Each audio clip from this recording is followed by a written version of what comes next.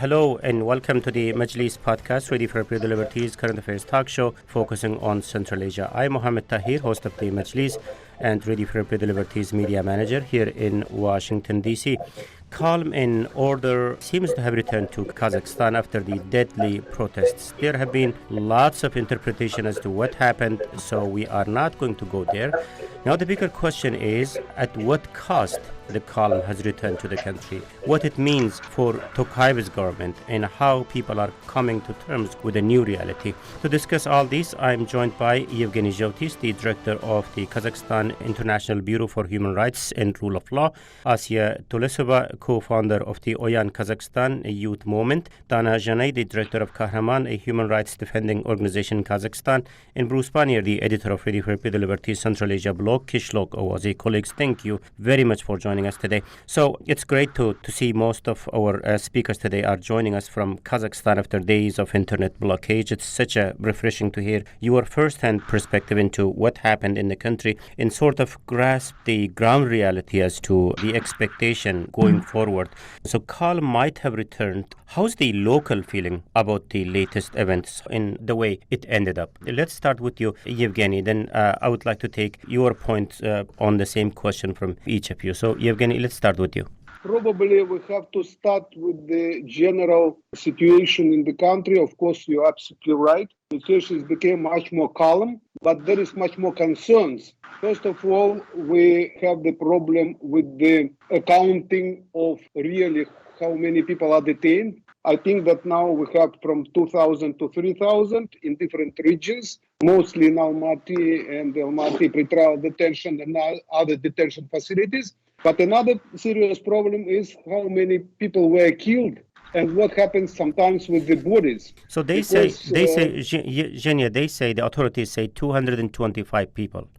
You could imagine that we have a lot of suspicion to everything what the government said. Until we will not have very clear, verified from independent sources the number of bodies, and we start to collect this information, different organizations, different groups are trying to have very clear understanding how many people are killed and where they were killed and who these people were. They could be the militants, they could be the peaceful protesters, they could be occasionally happen at a certain place people. At this point, we have a lot of information about the mass torture, even not in the detention centers, but in some special facilities of the police or of the military, that there is a lot of questions which we do not have enough information about. But at this point, it looks like the violation of the rights is on the large scale. And what we are trying to do is to collect information and to help the people who are calling to us. Today, for example, we start to talk to the people whose relatives' bodies, which were buried, now are taken out of the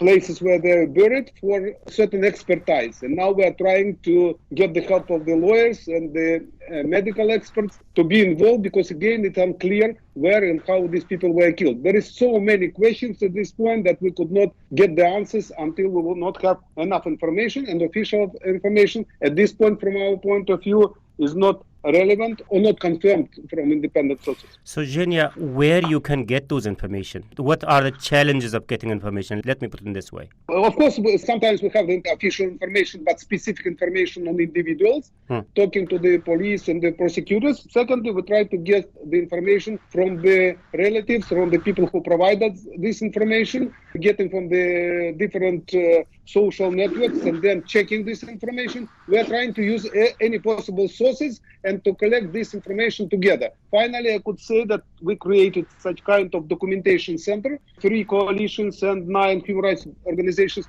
and we will try to get this information to collect and to bring it together. And then probably we'll have some better sense of what is going on now and how we could find out how many people were killed, how many people are in detention, and what will go next.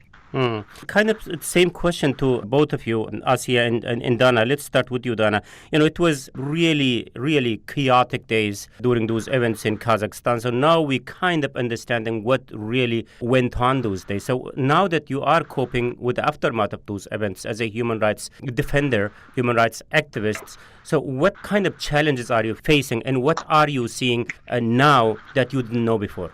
Yes, I was on this protest since January, at the beginning of the January, and I saw it's alive. And these protests, they started completely peaceful protests in the city of Zhanaozen, and it happened when people came out after the holidays. And it's always about a fact when prices for gases grow up, it means that the prices for everything is grow up. So people started demanding some political changes, and very quickly this protest turned into political. So I'm in touch right now with many of activists, dozens of civilians who became victims of the torture or arbitrary detention, who seen mass shooting on peaceful civilians by law enforcement. And I also collected testimonies about looters and criminals who were groups closely controlled by police and special forces.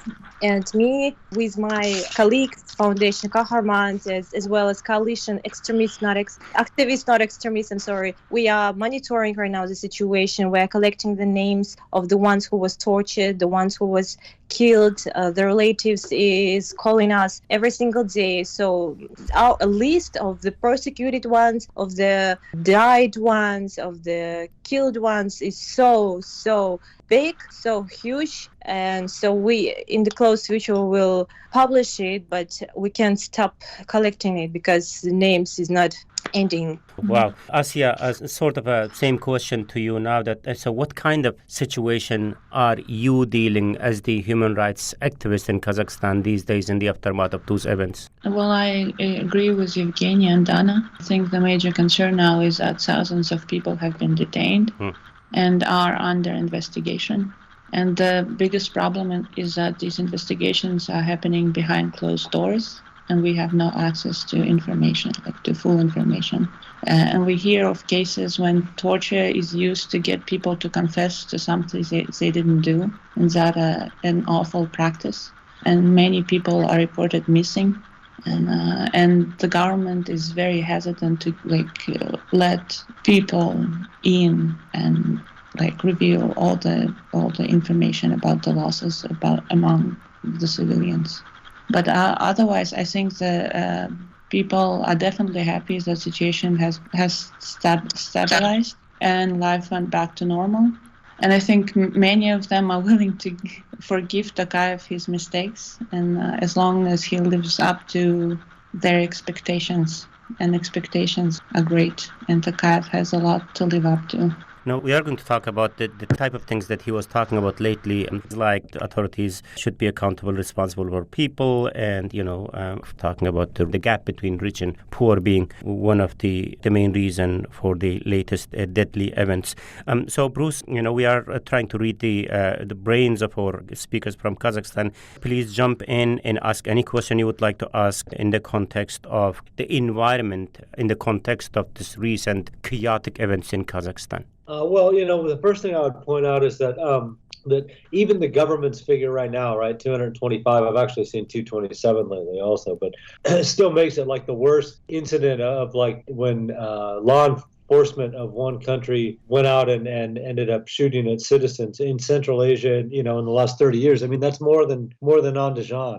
Now, okay, Andijan was one city, and this is happening all over Kazakhstan, but still, that's the most deaths, at any time, anywhere in Central Asia in 30 years, involving the authorities. There's like a million questions, and our speakers have already been talking about this, but as days go by, more and more people are released from detention and start talking about their experience. It seemed like beating them was the first thing that happened to them.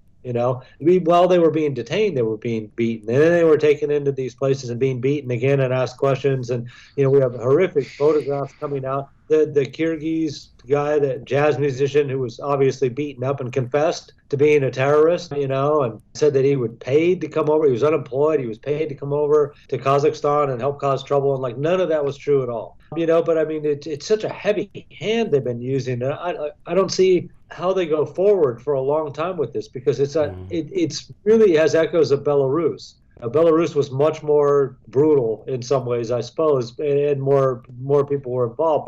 But it's the same kind of thing, right? Where to restore order, you resort to maximum force across the way. And a lot of people that were, the relatives of some of these people who were killed said that their relatives simply didn't know something was going on. They were walking down the street, they were driving home, something like that. The internet was down. Yeah. It was hard times with mobile phone connection. So these people were just going about their everyday life, and they were just shot because Tokayev had given shoot to kill orders without warning.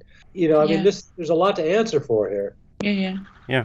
These thousands of people that we are talking about here, I mean, you spoke about that they are being tortured. Any of them yet released so far? Have you seen anyone being released, like after questioning or something like that?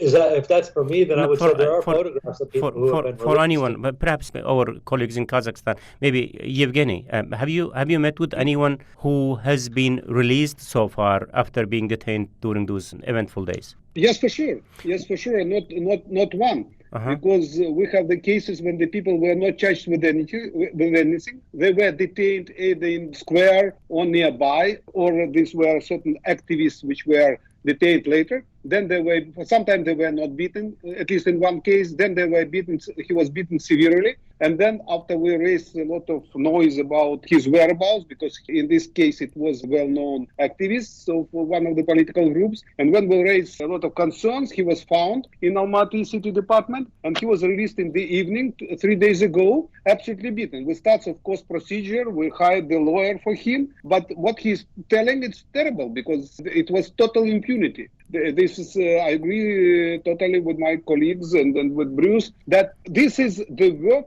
of the same type of institution. This is one of the key problems. We have the same post-Soviet, commercialized police, corrupted police, judiciary, prosecutor's office, and committee on security. And most beatings were happening with the special forces, not by the ordinary police as well, but generally by the special forces when the people were detained. Then a lot of people were released, and most of them were beaten in that or another way. The trade unionists, the journalists, and so on. This is general pattern, because the law enforcement feel themselves absolutely, they have free hands. They think that now they could go after everybody. And I don't know whether you know about that, but there was cases when it was typical bribe taking for release. When the person was detained on the street, his mobile was seized. They found some kind of video at his phone, and they said that if you will not pay, you will be arrested for suspicion of terrorism or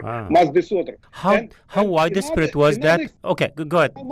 Yes. In Almaty, it was widespread, all these, seizing of mobiles and then detaining people. But it's another difficult issue. You ask me about what are the challenges. The challenges are that people are so afraid that even in the case, we have very clear beaten, the leg is broken, but the people don't want to write complaint. They are afraid that it will be worse, that their relatives, their children, 21 years old, 20 years old, will be arrested and so on. And people don't want even to address the issue to us. And then lately to the authorities, they do not trust, and they feel themselves that it's better, if you're not killed, it's better not to raise the issue. And it's another huge challenge we're facing.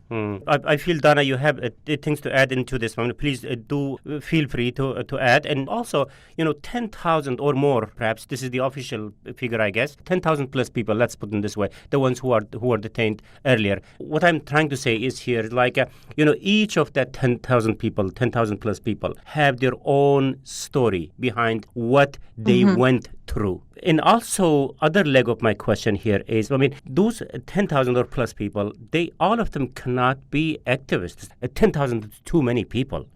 Who were they? And do even they know why they were detained? Yes, all over the country were detained a lot of people, and there was not even into politics. There was just simple civilians, like doctors. There were architects and attorneys, even attorneys in Kazakhstan, and even civil activists and former political prisoner. For example, Aset Abishev, he was severely beaten by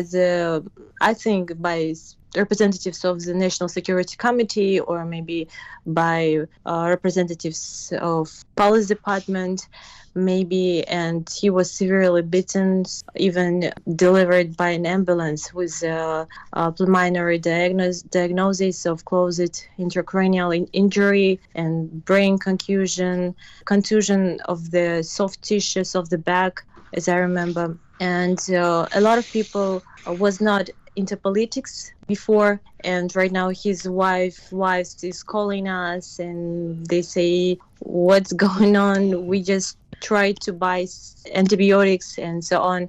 And during this wait, our husband was detained or so on. So many stories, different stories. So we will, of course, continue to work with international partners and politicians to restore the chronology of events and bring those responsible for the mass repressions of civilians to justice. That's a horrific story. Asya, earlier, Genia kind of hinted to this. I mean, police using this situation as an opportunity to bribe people. Yeah, what are the other examples that you can share, kind of first-hand examples you can share, the type of situation that people went through these days? Well, let me put it this way. I'm sure that you were outside on the streets during those events. I went to a peaceful march on January 4th. Mm-hmm. But unfortunately, we were detained and brought to the police station where I spent the night and was released only the next day. How that evolved, Asya? I mean, you were on the streets and protesting. Then what happened? On the evening of the 4th of January, we went to a peaceful march with Young Kazakhstan. Uh-huh. And in total, we were like... I think there were around 100 people. And we only marched for... We started our march towards the city center, but we were detained in 15 to 20 minutes. We were detained, as it always happened, and brought to a police station where I spent the night. And so I wasn't really a part of the big protest that had happened that night, the big march. But from what I've heard from my friends and the journalists who participated in the march, it was a peaceful march that they even describe it as a notice. Well, people were very happy and very a feeling of solidarity, and they marched towards the city center, the city hall, and where they said they were attacked, tear gassed basically. And I think that was a provocation on behalf of the government, caused the violence that followed. I haven't witnessed it myself, so I'm just telling you what I've heard from my friends and who participated in the march that day. Right. You know, this peaceful protests taking the street and then suddenly things turning violent. Of course, there has to be a link between that. I mean, how that happened. Maybe perhaps, Genia, you could talk about that. Earlier, I heard you being quoted in a number of platforms talking about those protests turning deadly. I'm kind of trying to visualize this event, Evgeny. I mean, peaceful protests taking the street and with certain demands, and suddenly bloodshed starts. Describe us the process in which a peaceful protest kind of turning into violent. What happens in between? First of all, I want to add something to what was said by Asya and by Dana, because what another case of, of brutal reaction we have seen. I am living in the center of the city, 2 blocks from the hospital, where the people were held, who were wounded. Probably some of them were people who attacked police stations, somebody were innocent people. It's very difficult to say who these people were. I only could guess now. But these people were wounded and were held to this hospital. And the special forces in masks entered this hospital, beaten some of them, and took all of them from the beds in the hospital to the trial detention center.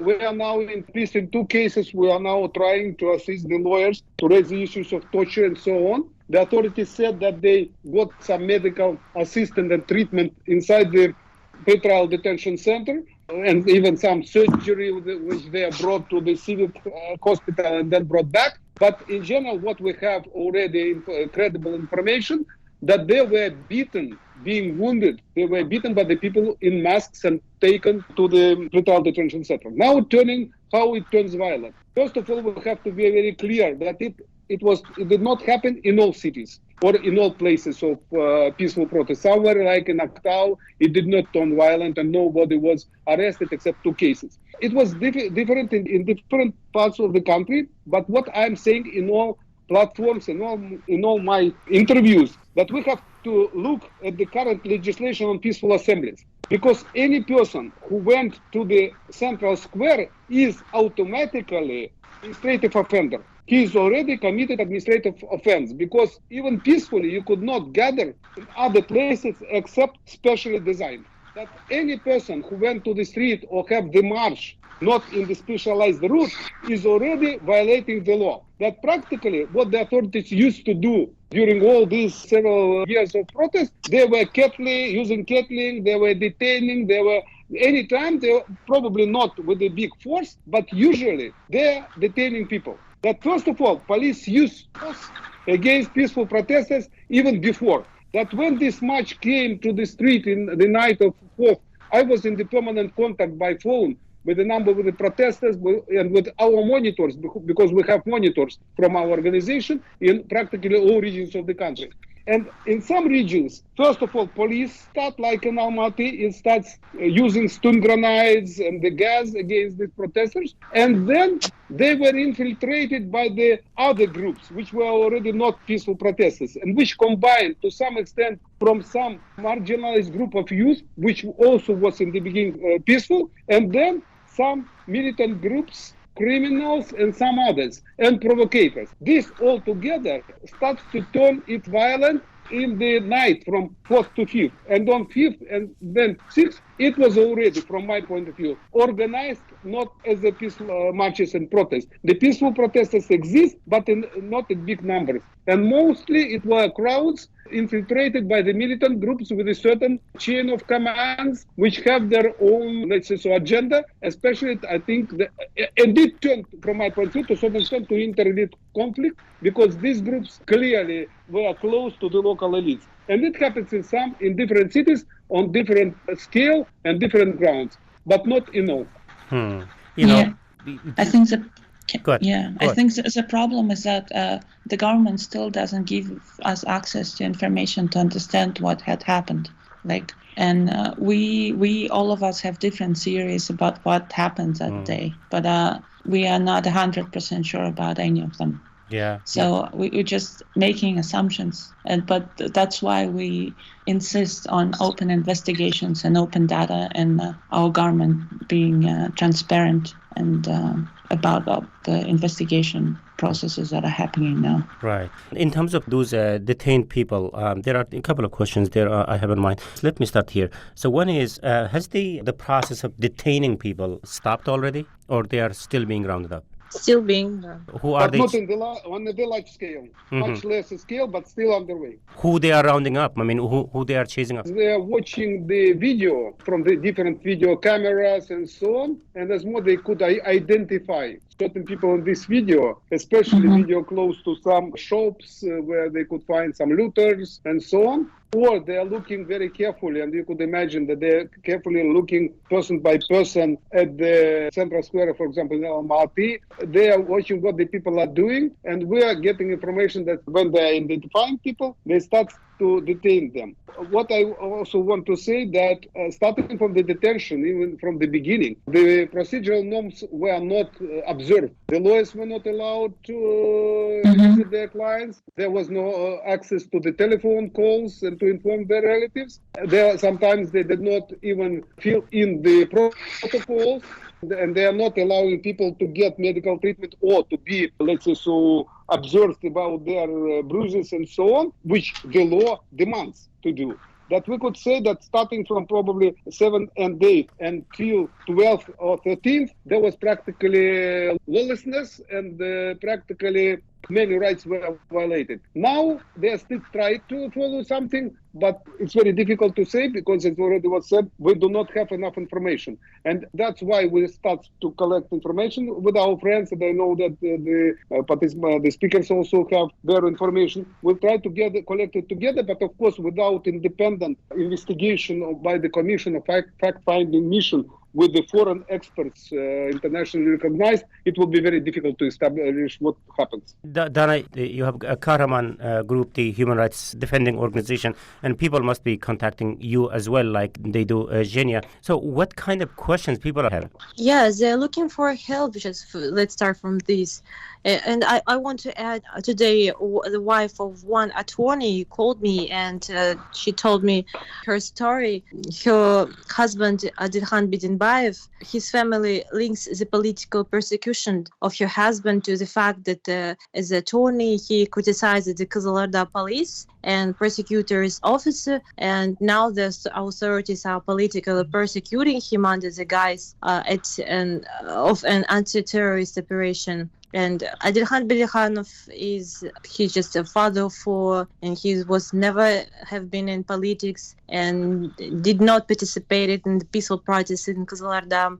During these days, he stayed at home with his family, and during the protest, his car was stolen because he lives with the family near the site of the protest. And he filled a report to the police, and the police responded that the car was impounded and that he could retrieve it, but he was already detained on January 11. It is also reported that a map and drawing of the prison building were found in the glove compartment of his car, and a politically motivated criminal case was probably been opened against him. Yes, so we get more and more facts of political persecution of not only from activists, human rights defenders, or peaceful protests, ordinary people who did not take part in the protest, but also lawyers. So, earlier Tokayev was also heard talking about like civil society or media playing their role behind the recent unrest. Now that being an activist, Asiya, my question is to you, being an activist, are you afraid of someone knocking on your door? Well, right now, I think it was after Tokayev's speech on the January 7th, where he tried to blame activists for igniting the protest, basically the violent protest. I think, I should say that I panicked a little bit, but I think that Tokayev panicked himself, and what he said that day, I think he didn't ever repeat that ever again in his statements. So I don't feel threatened, but I'm not so confident about other activists and human rights defenders and journalists. What about Dana and Evgeny, to you? I mean, are you scared? Are you threatened? Like you guys said, I mean, they are still chasing activists and rounding them up with different excuses. So what goes through your mind when you see those kind of stories, that they are still after those activists? It's today it's all about fear. Maybe I'm living like I'm sitting on the suitcase right now, and I'm waiting that police officers will came to me and took me to the police or something like that, because I was in the protest during these days. But I'm a public person, and publicity is an effective method of protecting human rights in the face of political persecution. So I know that if they will detain me, that people will not leave me alone. And it's like we're living in 1937 during the Stalin times.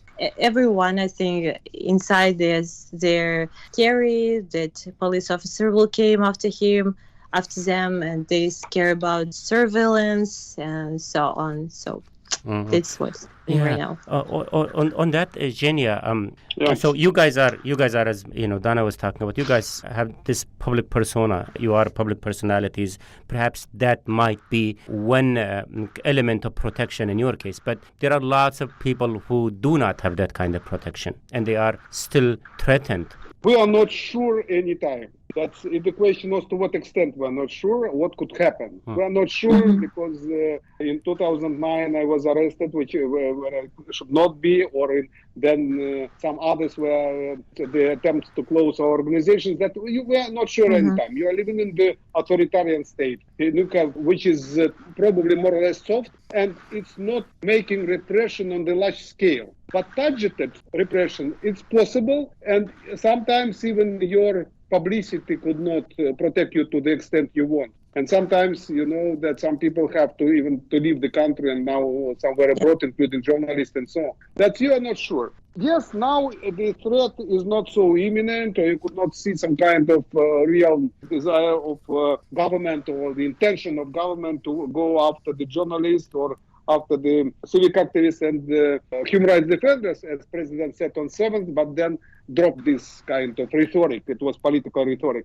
But what concerns me, it's about some activists, especially of political organization, of the band, Dissidentsche Partei, of the some other groups, political groups, because the authorities could use this situation to limit their ability to be involved in politics or to do any kind of political activism. And then we should see, yes, they promise that they will not go after the peaceful protesters, but at this point, we have a lot of cases, and I think Harman also have a lot of cases, when the protesters against whom there is no any kind of evidence of violence and so on, already are detained, already are charged with the mass disorder, if not with the seize of the state property or the attack of the police. And finally, even if you were not involved in the protests physically, if you disseminate certain information, if you're involved in posters, videos and so on, you could be charged with the dissemination of false information. And it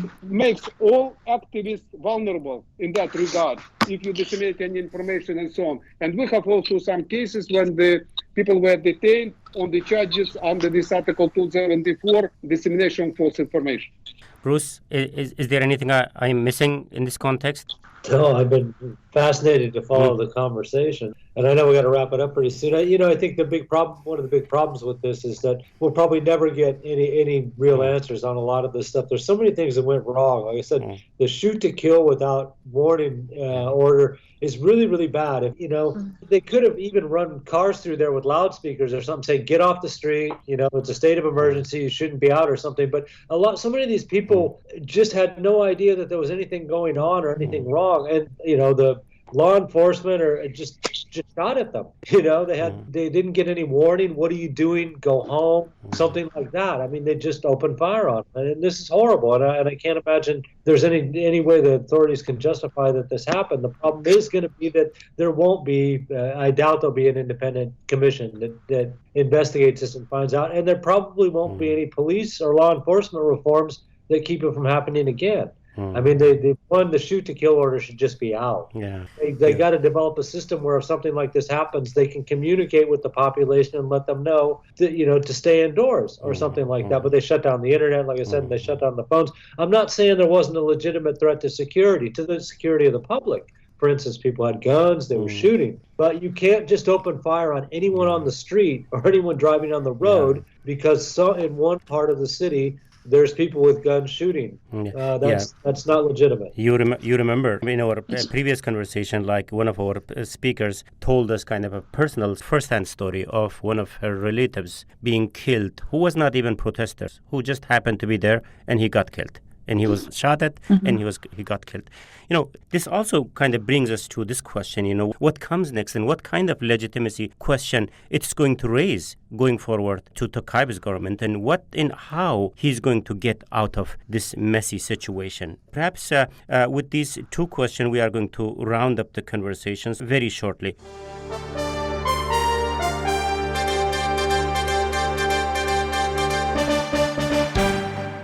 First, let me recap the debate that today on the Majlis podcast, I'm joined by Evgeny Zhotis, the director of Kazakhstan International Bureau for Human Rights and Rule of Law, Asiya Tolesova, co-founder of the Oyan Kazakhstan Youth Movement, Dana Janay, the director of Kahraman, a human rights defender, and Bruce Pannier, the editor of Ready for People Liberties Central Asia blog, Kishlok Oazi. I'm Mohammed Tahir, RFRL's media manager and host of the Majlis podcast here in Washington, D.C., and we are discussing, in the context of recent events, what comes next in Kazakhstan. So it's been a messy couple of weeks, as we heard from all of you. Now we are learning kind of the full extent of what went on since the internet was blocked in those days, and now that eyewitnesses like you guys are speaking about and joining the conversation about Kazakhstan, we are really grateful to have you back in this conversation. So how things can get back to normal after these messy situation? It's a kind of open question to anyone. I think the guy's going to have very rough time trying to win back the trust of people. And the only way he can try to do it is to actually initiate the political reforms he's been talking about all these years, by allowing the registration of new political parties, allowing open and fair elections, decentralizing power, giving back the power to the parliament, to the people. I mean, he knows what to do. I mean, he's talked about it a lot. People have so many questions, and it's not only, I mean, Tokayev has to do like this and he has to do, but he has to, and I mean, and people shouldn't let him off the hook and should demand the changes and insist on them. Yevgeny and Asya, both of you, and feel free to jump in here. I mean, what kind of lesson, let's put that question for later, in terms of Kazakhstan getting back to normalcy, what he can do about it? Probably I will jump in. First of all, you start with the lessons. I think that one of the lessons which should be learned, I remind, is that. I remind you the Zhanaozen events.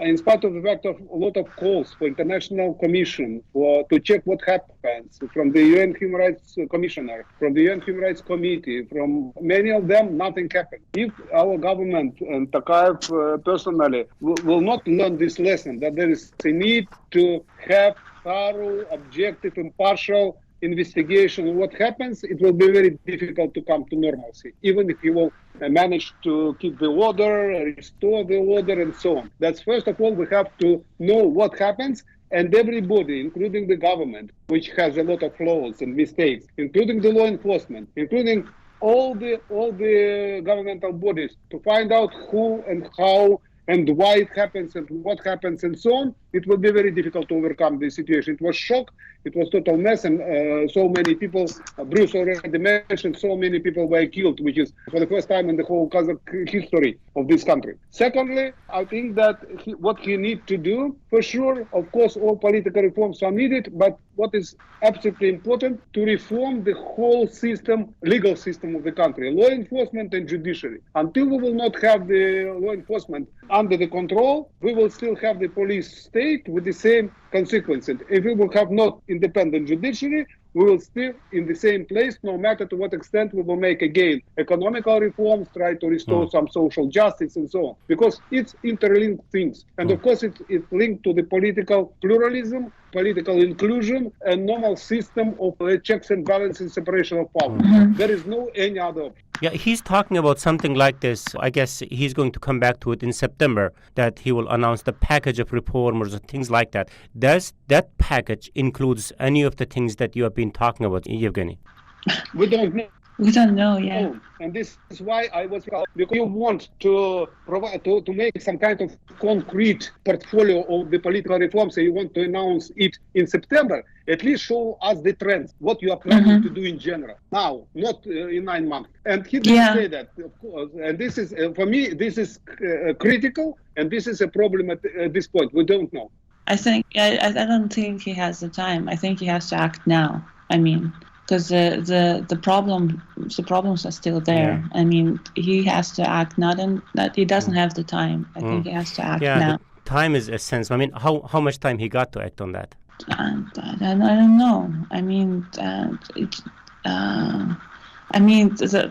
agree with Evgeny with everything he said. I mean, we need all these reforms, and he has to show us now, like right now, not in 9 months, but tomorrow. We want to see him doing the things he should be doing yesterday. Yeah.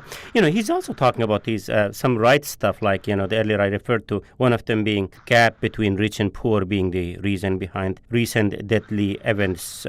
Does that give you any kind of hope that he might be grasping the kind of seriousness of the situation? I hope so.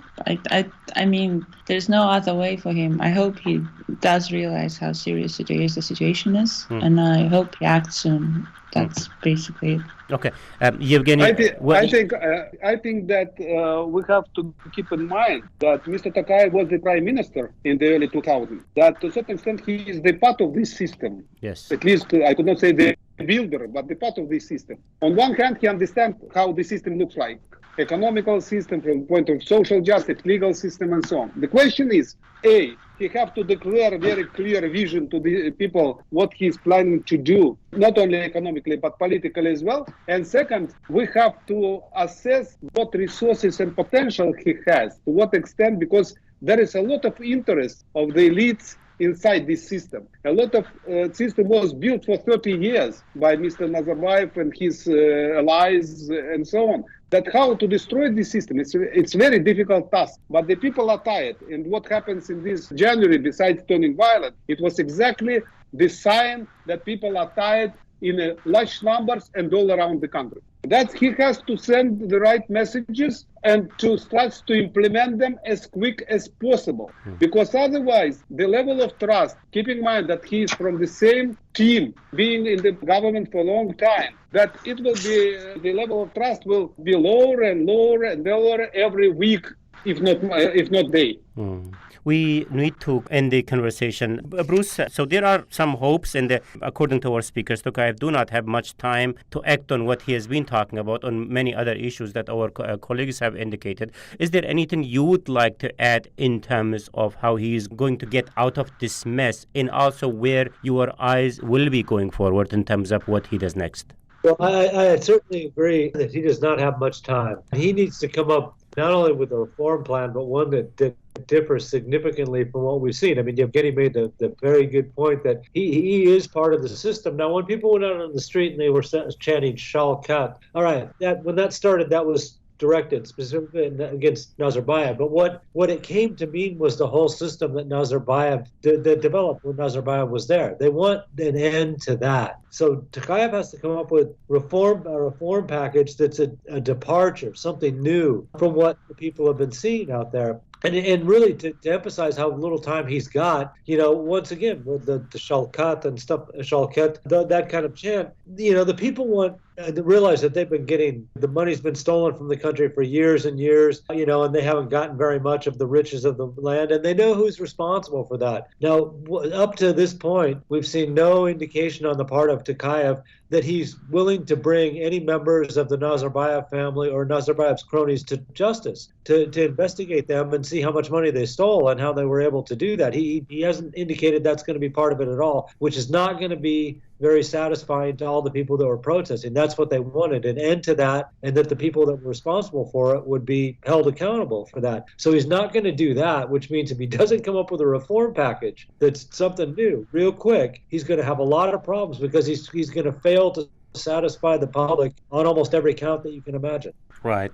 Yeah, let's see what he does when he does it. But one thing seems to be clear to me, that these 2-3 weeks has changed a lot in Kazakhstan. Let's keep our eyes on where things go from here. With this, unfortunately, we have to conclude the conversation, but we will keep our eyes on in terms of what comes next. So thank you very much, Yevgeny Zhovtis, the director of the Kazakhstan International Bureau for Human Rights and Rule of Law, Asiya Tolesova, co-founder of Oyan Kazakhstan, Dana Janey, the director of Kahraman, a human rights defending organization, and Bruce Pannier, the editor of Radio Free the Liberties Central Asia blog, Kishlok Owazi. Thank you very much, colleagues, for joining us today. And this is from me, Mohammed Tahir, host of the Majlis, Radio Free the Liberties current affairs talk show focusing on Central Asia. Until next week, bye-bye.